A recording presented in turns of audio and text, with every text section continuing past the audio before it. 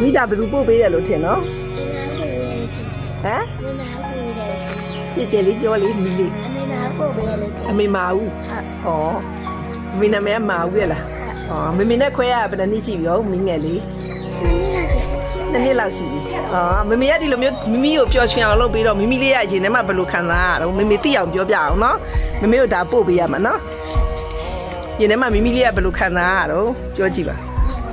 ပြောလားမမေကိုကျေးဇူးတင်လားမမေကိုဗာလေးတွေမှာခြင်းလေးတော့မိမိလေးကဘာမှမှာခြင်းအခုမိမိလေးရဲ့ရှင်းနှစ်ပြည့်မွေးနေ့ကနေစပြီးတော့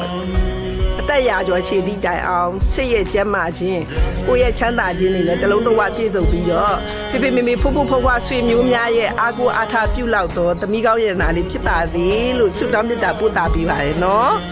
မိမိလေးကလေးလေးမမနေနော်ပြောစကားကြီးလည်းနားထောင်ပါတဲ့မိမိကမှားကြားလိုက်တယ်နော်မိမိလေးအတွက်ပတ်သက်နေအများကြီးရှာနေတာတဲ့ဒီချိန်မှာမိမိကိုအစ်မြင့်မြင့်ထားနိုင်အောင်မမေတို့ရုန်းကန်ကြိုးစားနေတာတဲ့ဖိုးဖိုးဖွားဖွားဆွေမျိုးများရဲ့သုံးမစကားကိုသမီးလေးကတူတူမသိနားထောင်ပါနော်တဲ့ကျမယူလည်းဂီးဆိုင်ပါနော်တပည့်မေမေတို့ကမိမိပြော့အောင်လုပ်ပေးလိုက်တာတဲ့ဒါပြောတယ်မို့လားကလေးလေးဟဲ့လားပြောတယ်ဆိုကပြအောင်လားလိုက်တော့တရက်လေးဟောတရက်မဟုတ်ဘူးပရင်းပေါက်လေးနဲ့အမေပရင်းပေါက်ရှိတဲ့အားမငယ်နဲ့လေဝင်လေတော့ကောင်းတယ်နော်